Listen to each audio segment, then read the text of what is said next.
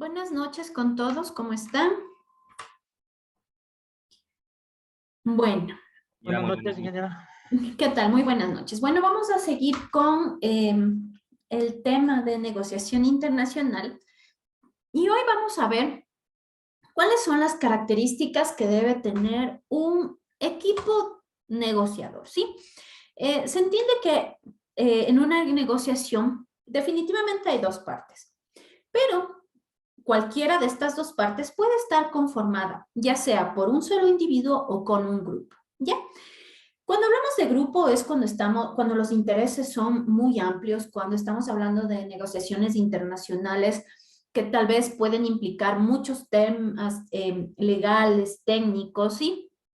Cuando estamos hablando de sumas de dinero bastante importantes, cuando estamos hablando de alianzas estratégicas o de joint ventures, sí, que implican tener varias personas en un equipo que sean conocedoras de algunos temas, ¿sí? Entonces vamos a ver, en el caso de que exista un equipo negociador, ¿cuáles son las características que debe tener este equipo, sí? El número de personas que componen el equipo debe ser lo más reducido posible, ¿sí? ¿Y por qué? Ya que primero, si es que tenemos que viajar con el grupo negociador, pues obviamente los gastos de desplazamiento, de hotel, de viajes, de viáticos, etcétera, de comida, etcétera, van a ser bastante altos, ¿sí? Y obviamente hay que tratar de reducirlos de manera de que el grupo sea compacto, pero sea eficiente. En segundo lugar, porque cuanto menor sea el número de personas que componen el equipo, menor serán los problemas de coordinación de agendas, de flexibilidad, etcétera. Y que además es imprescindible que el equipo esté consolidado y que tengan todos un mismo frente, ¿sí? Muchas veces, a veces en el mismo equipo, no se logra poder tener un interés en común o estar consensuado una posible solución al conflicto, etcétera. Entonces, mientras más pequeño es, pues obviamente los acuerdos dentro del equipo van a ser mucho más fáciles de llevarlos a cabo. Eh, En tercer lugar, y por último, hay que tener en cuenta que los negociadores son empleados de la empresa, ¿sí? Comúnmente, y que tienen tareas, tienen funciones, responsabilidades dentro de la misma, que obviamente al momento que viajan o ocupan su tema para las negociaciones, pues obviamente van a dejar a un lado esas tareas y funciones, ¿sí? Entonces, obviamente debemos contar con las personas que sean extremadamente importantes y necesarias para el equipo de negociación. El equipo debe desarrollar tres funciones básicas, ¿sí? Que es dirigir la negociación, sintetizar, es decir, resumir y observar. Lo más eficaz es que al menos para cada una de estas tareas exista un responsable. Es decir, que lo más adecuado es que existan tres personas en un equipo. Cuando se actúa solo, obviamente, tenemos que asumir las tres tareas de observar, de sintetizar y de dirigir la negociación por uno mismo. Pero cuando el equipo se encarga, o perdón, cuando el equipo está conformado por dos personas, pues es aconsejable que el que se encargue de la labor de sintetizar realice también las funciones de observador, ¿sí? Quien dirige la negociación es la persona que lleva las riendas de este asunto, de este interés, y quien realmente discute cara a cara con la parte contraria, que hace las propuestas, que comunica los argumentos y que realiza al final las concesiones, que pueden ser obviamente tomadas como resolución dentro del equipo, pero quien al final las comunica. Y no necesariamente es la persona con mayor jerarquía dentro del grupo de negociador, sino que es la persona que se está más estratégicamente preparada, ¿sí? Entonces, de esta forma, además, se evita el peligro de que la otra parte no quiera negociar con un dirigente poco autorizado, ¿sí? Entonces, es importante que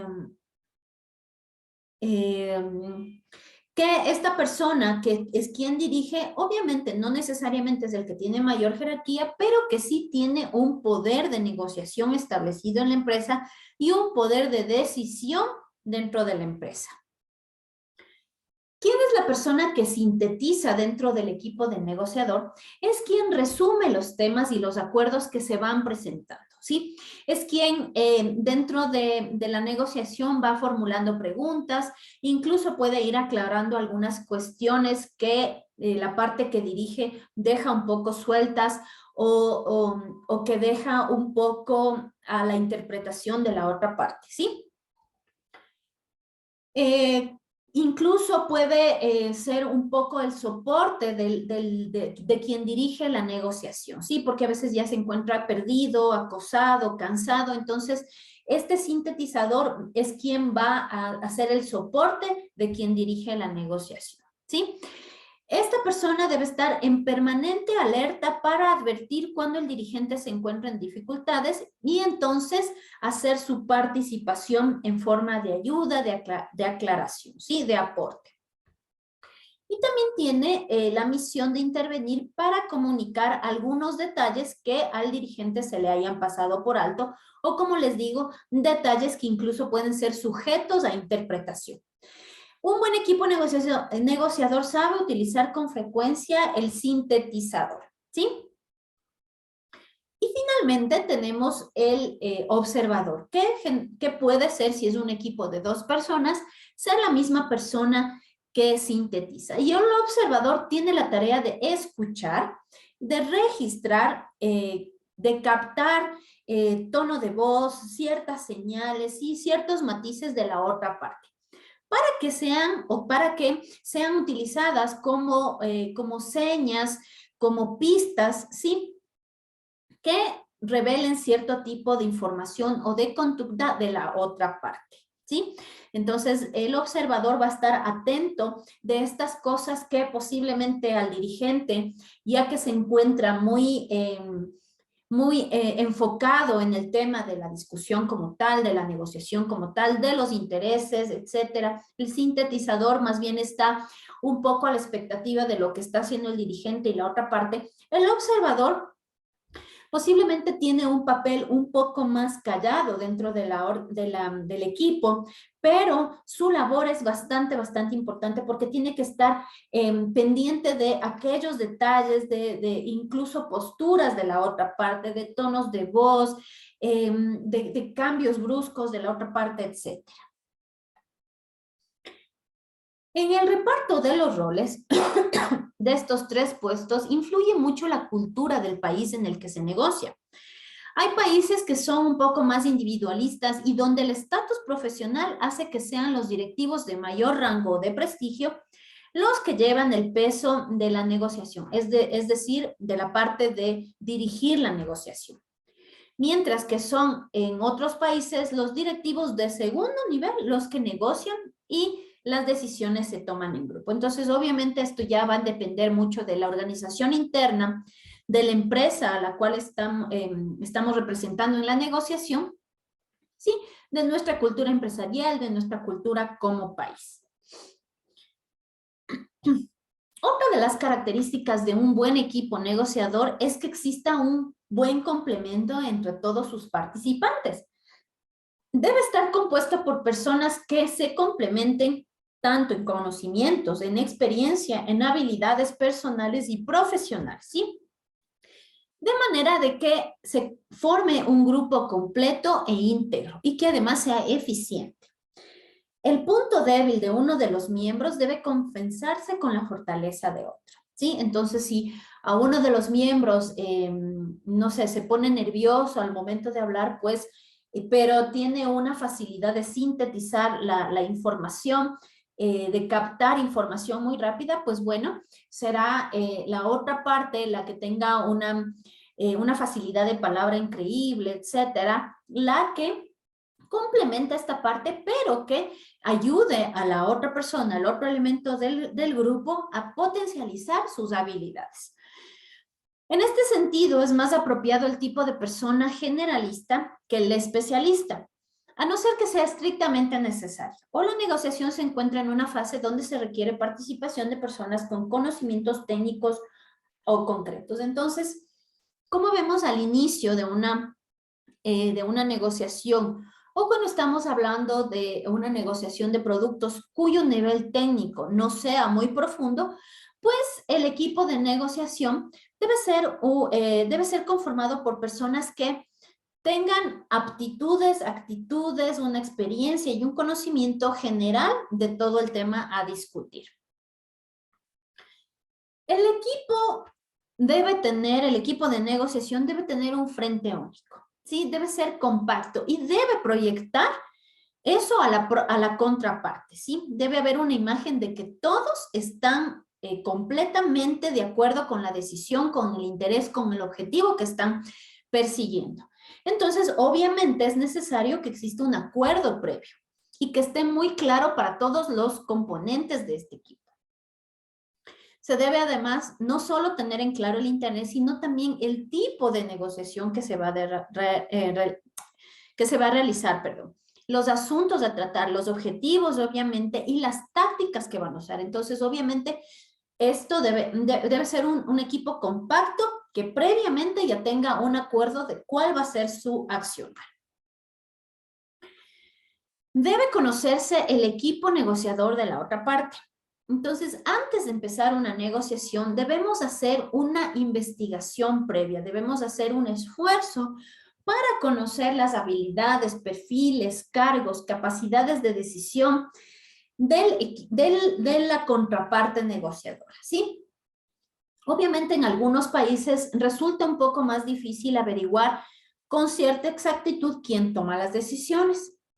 El número y la composición de personas que formarán parte del equipo contrario condicionarán el perfil del equipo propio. Entonces, es muy importante también, como en un equipo de fútbol, ¿sí? Saber cómo va a venir armada, o como un partido de fútbol, perdón, cómo va a venir la estrategia de juego de la otra parte para yo poder establecer mi estrategia de juego.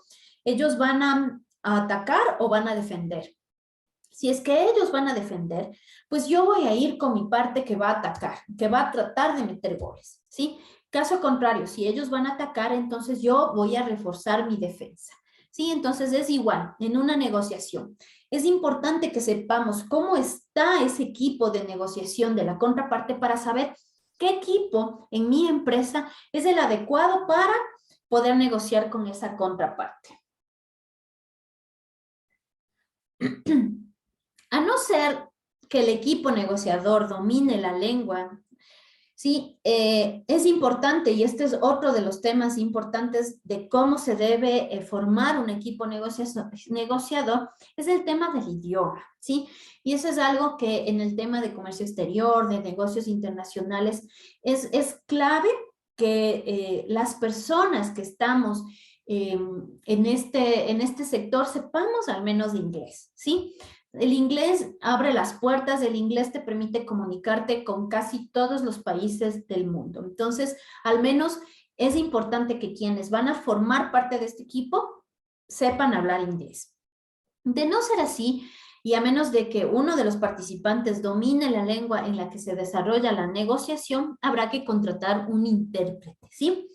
Y la aportación del intérprete realmente es crucial, ¿sí? ¿Por qué? Porque debemos asegurarnos de que no realiza una traducción, perdón, excesivamente literal, sino adaptada a los giros y culturas de la contraparte, ¿sí? Que informa correctamente y que no pasa por alto ningún tema, ningún detalle que se discute en la negociación. Entonces, es muy importante. Si es que no se maneja el idioma, si es que no se domina el idioma, pues que los intérpretes sepan realmente manejar la negociación, que no solo sepan interpretar, es decir, traducir el idioma a rajatabla, sino, por eso se llaman intérpretes, ¿sí? Que sepan interpretar la traducción del idioma de acuerdo a la cultura de la otra parte.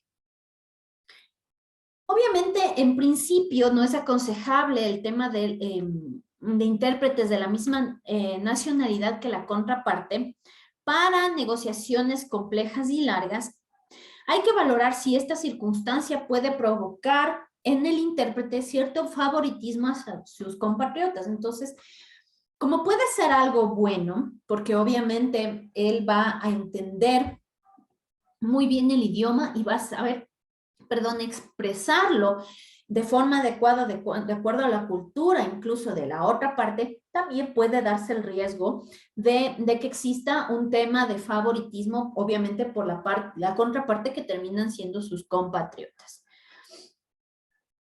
Ahora, hemos visto cuáles son las características de una negociación, de un equipo de negociador. Pero cada negociador, ya sea que forme parte de un equipo o que sea individual, debe tener también un perfil que lo hace eficaz, ¿sí? En síntesis, se podría decir que es una combinación de condiciones innatas, es decir, que son per se del individuo, y de experiencias adquiridas, y también de conocimientos. Entonces, necesitamos una combinación idónea de lo que es la persona, de sus aptitudes, perdón, de sus actitudes, ¿sí? De sus aptitudes, y las aptitudes vienen combinadas de experiencia y del conocimiento. En cualquier caso, la mayoría de cualidades que debe reunir un negociador internacional eficaz puede aprenderse y perfeccionarse en el propio desarrollo de la actividad negociadora. Obviamente, tenemos, por ejemplo, este tipo de clases que nos ayudan a introducirnos en el tema de la negociación internacional, pero la práctica hace al maestro. Sí, entonces cuando ya nos encontramos en una negociación internacional, cuando nos encontramos cara a cara con un cliente internacional, es cuando finalmente ponemos en práctica todo lo que hemos aprendido, ¿sí?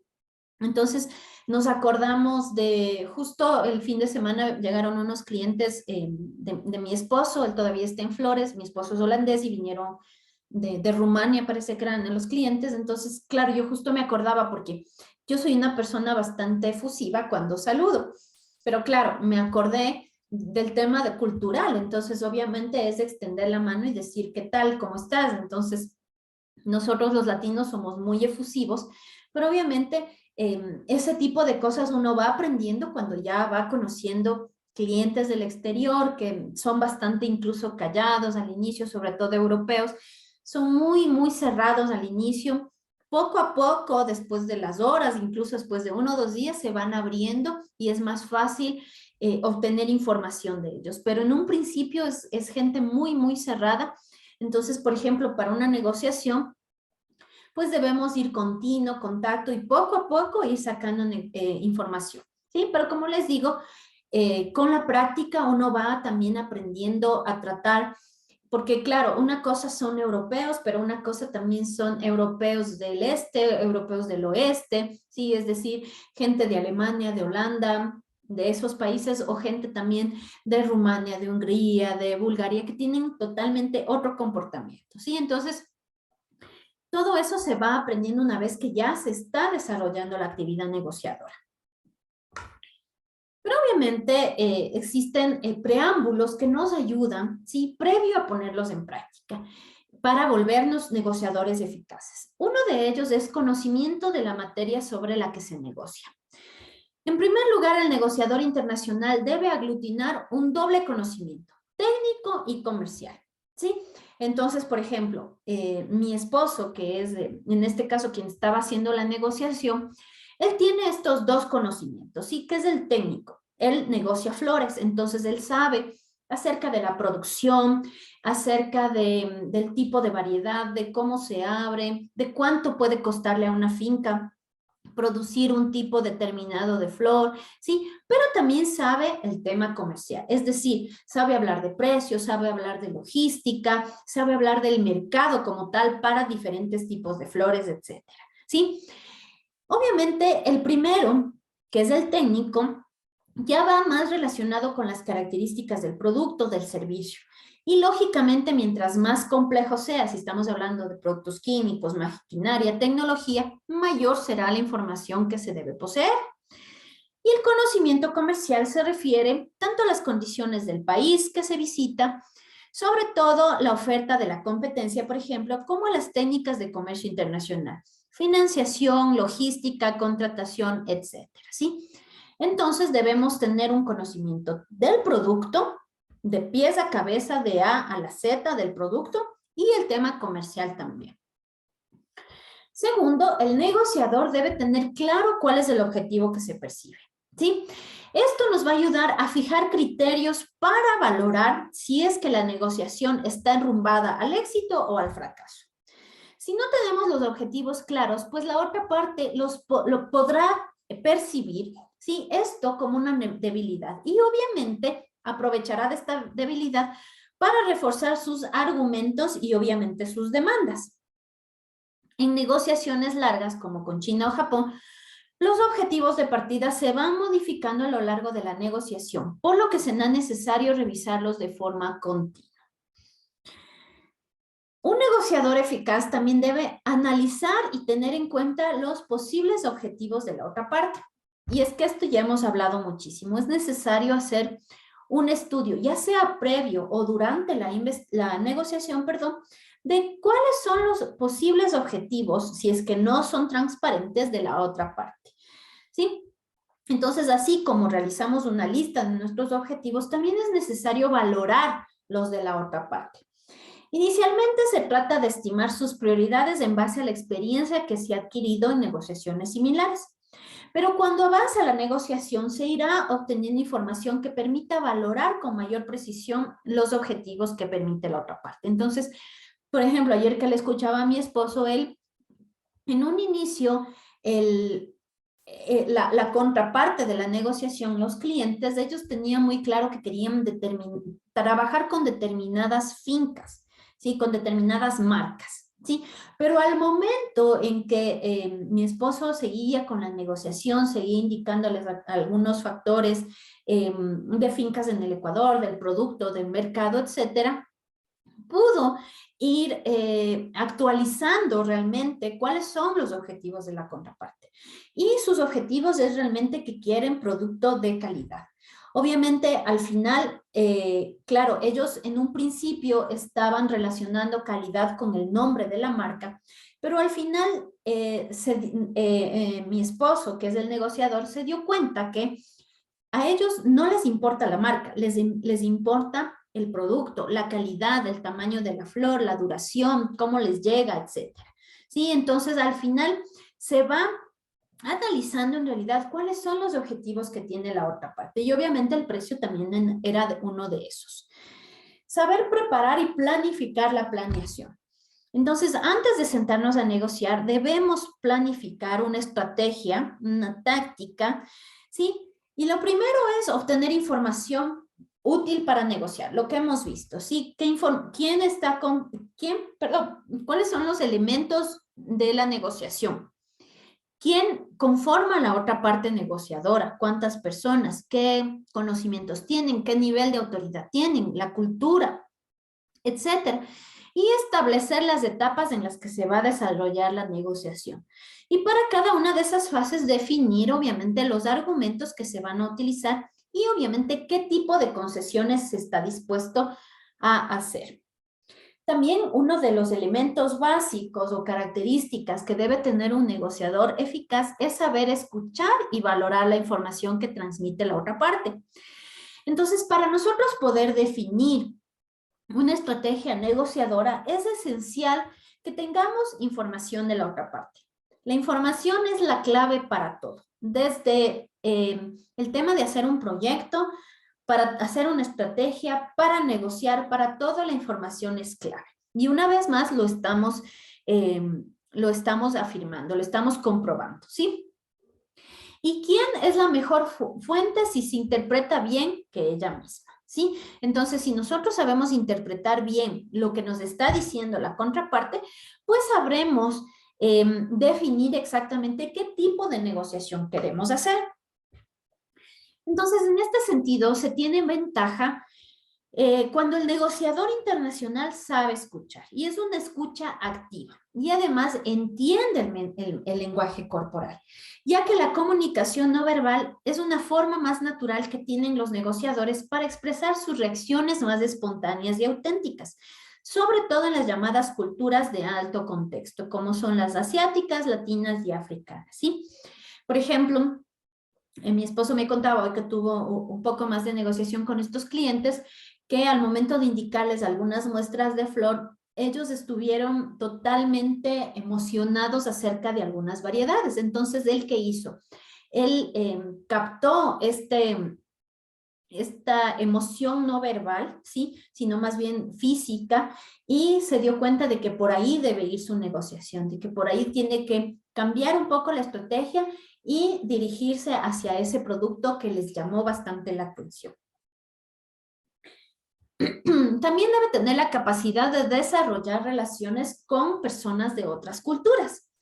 Entonces, es una facilidad para conectar a nivel personal con personas de otras culturas. Y eso es un tema bastante difícil. Para nosotros los latinos no se nos hace tan complicado porque somos personas de por sí un poco más abiertas, más emotivas, más efusivas, ¿sí? Pero cuando estamos hablando de otro tipo de culturas, de otro tipo de países, pues sí necesita un poco más de tiempo para poderse conectar a nivel personal, ¿sí? Entonces, generalmente en este tipo, cuando se tiene un poco más de tiempo, es bueno romper el hielo con algún tipo de acto social, ¿sí? Para que se genere confianza, para que aparte de existir una relación comercial, una relación empresarial, exista una relación humana, ¿sí? Entonces se esfuerza por pertenecer al círculo interior, normalmente cerrado para los extranjeros. Sí, entonces, claro, ayer mi esposo les llevó al centro histórico, les hizo conocer las iglesias, un poco, bueno, yo les estaba hablando un poco de la historia, de lo que un poco conozco también. Entonces ahí como que se pudo romper esa barrera cultural, ¿sí? Entonces ya se puede conectar un poco a nivel personal con las otras personas. Claro, mi esposo es europeo, entonces para él también es un poco más fácil entender esa cultura. Para mí, que soy latina, es más difícil todavía, pero obviamente a través de estos actos sociales se puede romper estas barreras. Soportar bien la ambigüedad e incertidumbre generada por la otra parte. Sí, en los negocios internacionales es muy frecuente encontrarse con personas que dejan poco margen para traslucir sus opiniones, ¿sí? Que uno no puede saber si están felices, tristes, enojados, que son un mismo aspecto siempre. Parte de la dificultad para tratar con ellas se debe al desconocimiento sobre la forma en que verbalizan y expresan sus ideas. En este tipo de situaciones, el negociador internacional deberá soportar la presión hasta que la otra parte decida proporcionar información, ¿sí? Entonces, como les digo, muchas veces la otra parte negociadora pues resulta bastante difícil para nosotros poder obtener la información que necesitamos. Pero como les digo, hay ciertas herramientas que podemos utilizar para que la otra parte pueda abrirse un poco más hacia entregarnos información que nos pueda ser útil, ¿sí? Pero debemos también tener mucha paciencia, debemos también tener un poco más de conocimiento de la otra cultura para poder conectar de nivel personal y que nos pueda entregar información. Y obviamente, como les vuelvo a decir, ser paciente durante todo el proceso de la negociación. Se debe mostrar paciencia durante todo el proceso.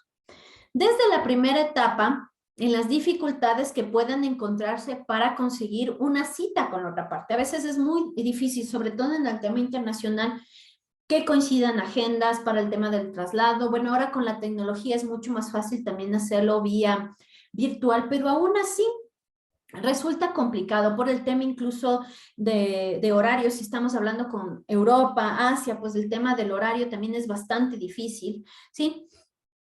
También incluso se debe tener paciencia si es que ya se concreta una cita, que existan retrasos, que se pueda presentar aplazamientos de la reunión, ¿sí?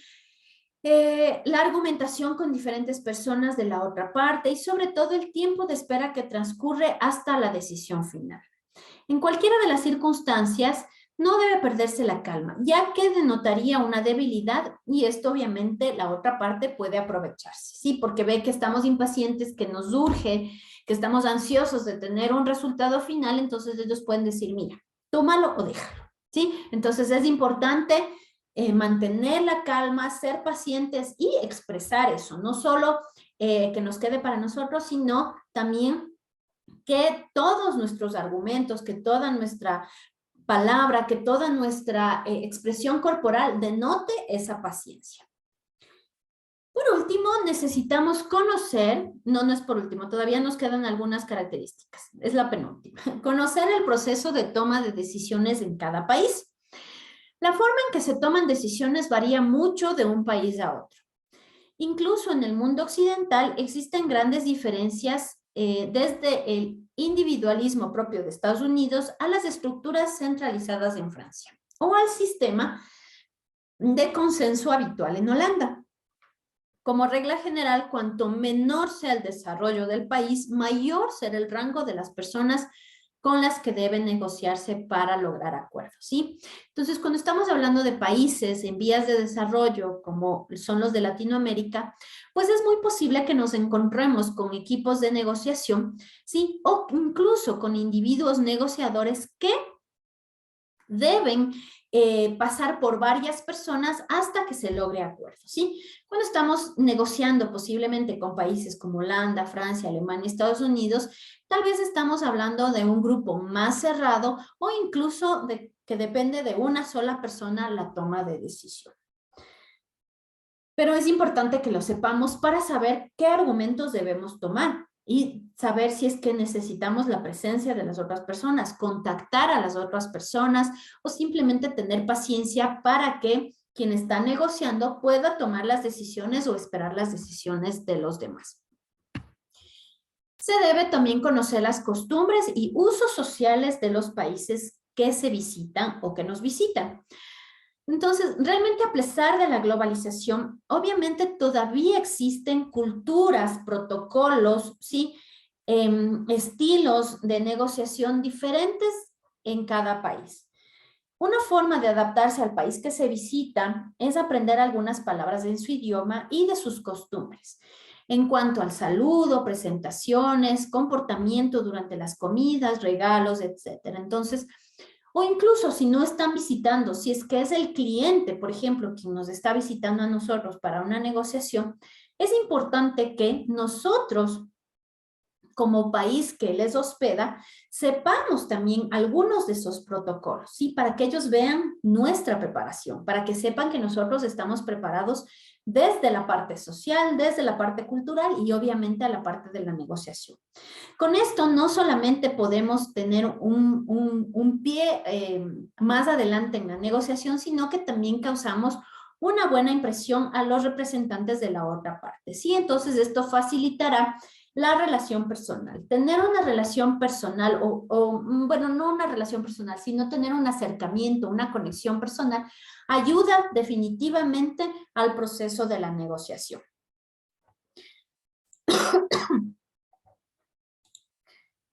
Ahora vamos a ver, perdón un momentito, déjenme abrir la presentación.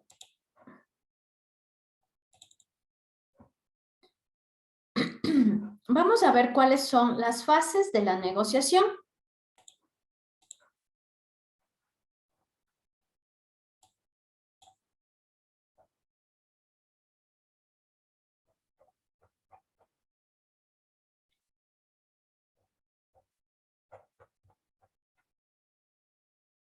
A ver, primero debemos saber cuáles son estas partes importantes o las fases de un proceso de negociación.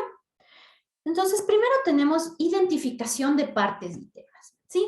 ¿Qué son las partes? Pues siempre estamos hablando de la contraparte, de la parte, etcétera. Pues no son más que las personas, empresas, organizaciones, ya sean naciones, gobiernos, etcétera, que en un momento dado se presentan frente a un conflicto o con una o varias contrapartes, ¿sí? Entonces son los elementos que en realidad van a desarrollar la negociación. Cada uno obviamente va a tener sus objetivos por cumplir y se ven en la necesidad de llevar a cabo el proceso de negociación junto con su contraparte, ¿sí? Entonces siempre hay una parte y una contraparte. En el proceso ambas suelen centrarse en los intereses de las partes y significa que tratan de conocer las necesidades, deseos y preocupaciones de la otra parte, buscando vías de reconciliarlos o vías de construir un acuerdo. Obviamente, las partes llevan sus objetivos, llevan sus intereses, los cuales se traducen en temas, ¿sí? Los temas obviamente son la base de los objetivos establecidos por cada parte y se puede plantear de manera individual con las siguientes inquietudes. ¿Cuál es el tema o los temas que se van a tratar? ¿Sí? ¿Quiénes van a estar? ¿Hay reglas para negociar? ¿Cuál es el análisis o de la negociación anterior? ¿Tengo un patrón de negociación ya con esta contraparte? ¿Sí? ¿Cuáles son los objetivos a lograr? ¿Cuál es el resultado deseado de la negociación? Tenemos resultados probables, poco probables, tenemos un memorando previo, no, o simplemente tenemos que analizar los diferentes puntos de vista que vamos a negociar. Luego vamos a crear alternativas y opciones. Las alternativas y eventos que fuerzan la acción. Se recomienda utilizar algunas herramientas como un mapa de opciones para crear un árbol de decisiones, ¿sí? Que es un árbol de causa y efecto. Es decir, si es que acepta la oferta la otra parte, ¿sí? Yo me retiro. Si es que no acepta, yo tengo que hacer una contraoferta. Si es que me dice que tengo que esperar, yo no acepto. Si es que me dice que niega la contraoferta, me retiro, etcétera. Entonces vamos haciendo un árbol de causa y efecto en las opciones que tenemos.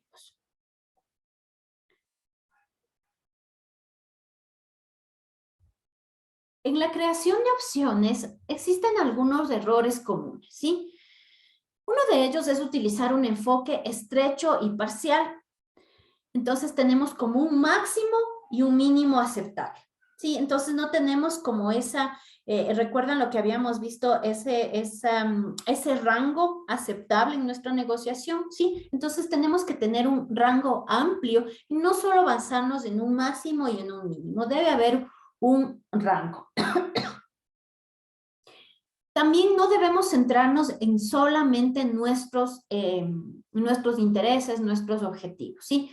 En la creación de opciones, la creatividad debe estar en su punto más alto, ¿sí? ¿Para qué? Para poder considerar también los intereses y los objetivos de la otra parte.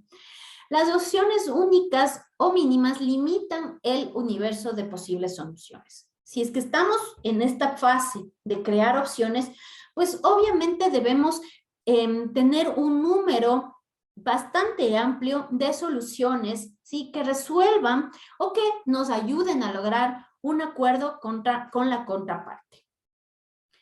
También existe un error común que es la negligencia en valorar las diferencias que permiten la negociación y que crean valor, ¿sí? Para poder contrarrestar estos errores, al momento de crear opciones, debemos buscar la forma de trabajar juntos para obtener mucho más provecho, ¿sí? Entonces, en la negociación, lo que se debe tratar es que conjuntamente con la contraparte se pueda encontrar soluciones, es decir, trabajar en conjunto. Obviamente, como hemos visto, hay diferentes tipos de negociaciones, ¿sí? Pero la negociación ideal que se debe tratar de llevar a cabo, sobre todo en el tema comercial, es ganar, ganar. Debemos encontrar un valor en las diferencias, ¿sí? Debemos reflexionar sobre las distintas variables que están en juego en la negociación. El precio, el modelo, el inventario, el servicio, el prestigio, la garantía, ¿sí? No únicamente enfocarnos solo en el precio, por ejemplo, o solo en la cantidad, o solo en la logística, sino que debemos de alguna forma y con la otra parte poder combinar todas estas variables de manera que la combinación de estas variables nos ayuden a llegar a un acuerdo óptimo para las dos partes.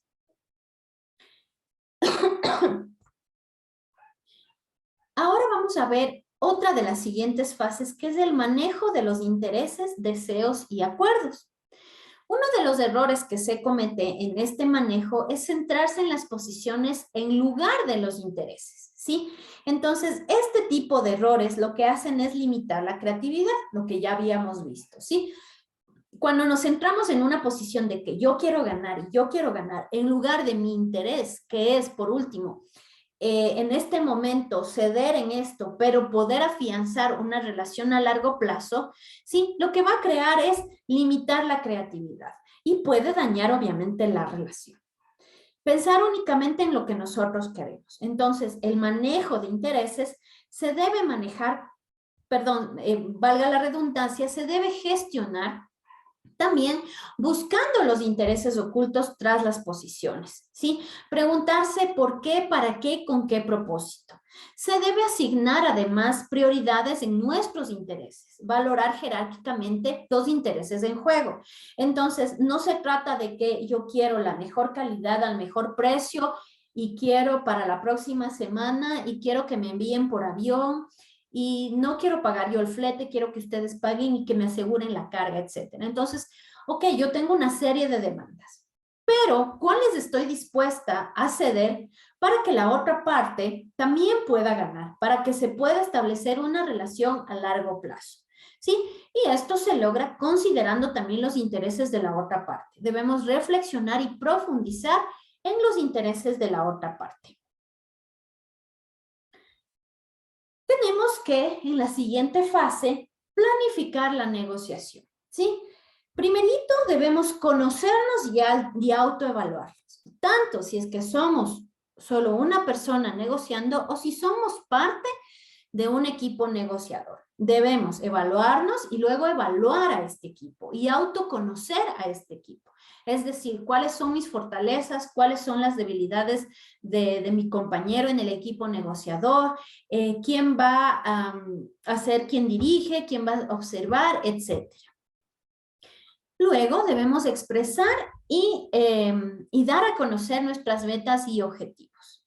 Y ya con esto, obviamente, empieza o se desarrolla el proceso de la negociación. Cuando se encuentra ya en el proceso de la negociación, empiezan a aparecer los desacuerdos y los conflictos, ¿sí? Luego ya viene la parte de la argumentación, de la concesión, etcétera, y ya empieza a reevaluarse y por último a llegar a acuerdos o arreglos del conflicto, ¿sí?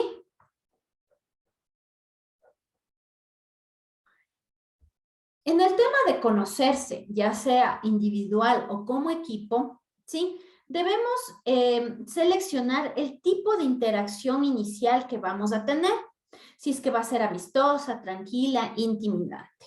En el segundo paso, al momento de expresar nuestras metas y objeciones, se comparte con la otra parte y al mismo tiempo se espera que la contraparte nos exprese las metas y objetivos. Como hemos visto también, muchas veces pueden haber objetivos e intereses que no sean expresados en ese momento o que se guarden para después porque son una forma de ir jugando, ¿sí? Pero en lo posible debemos nosotros ir también de alguna forma obteniendo, ¿sí? De la otra parte información de cuáles son sus objetivos e intereses reales de la negociación. Ya en el proceso de la negociación como tal, ya debemos ir estudiando, ¿sí? Incluso si es que hemos tenido negociaciones anteriores para determinar qué tipo de negociación vamos a establecer, ¿sí? Si es que vamos a ir con una actitud un poco más atacante, a la defensiva, etcétera. Y además debemos ir estudiando todos los temas a medida que se van presentando dentro de la negociación. Ya obviamente, como la negociación se está desarrollando, es cuando empiezan a aparecer estos desacuerdos y conflictos, ¿sí? Que deben ser evaluadas y aceptadas o no por las partes. Luego, por último, tenemos la reevaluación y la concesión que habíamos visto y por último ya llegar a acuerdos. Listo. Y ahora vamos a ver las tácticas de negociación internacional, ¿sí? Tenemos algunos factores que determinan la elección de la táctica que el individuo que negocia internacionalmente o el equipo de negociación va a adoptar dentro del proceso mismo de la negociación.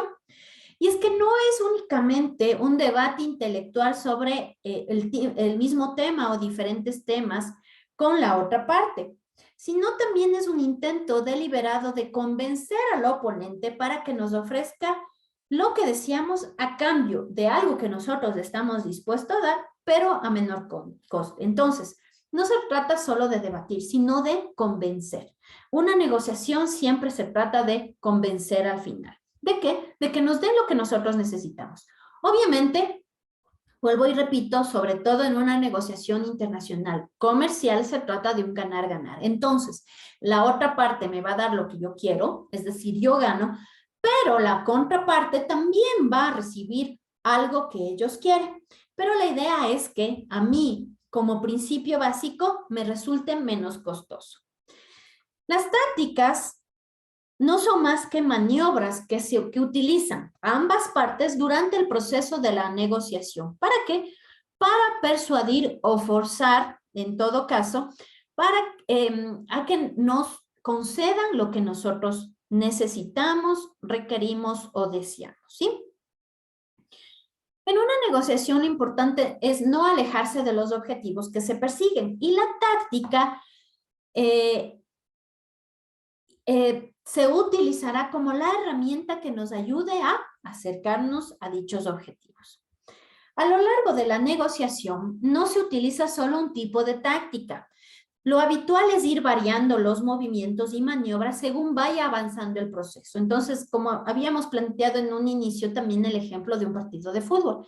Si bien es cierto, yo como entrenador puedo tener una táctica de juego, pero si el otro equipo cambia o por situaciones externas la táctica de ellos también cambia, pues yo también debo tener diferentes tácticas que yo pueda ir utilizando mediante se va desarrollando el juego. Lo mismo pasa en la negociación. Si existen cambios, movimientos, maniobras diferentes a las que yo había establecido inicialmente de la otra parte, pues yo también tengo que ir cambiando.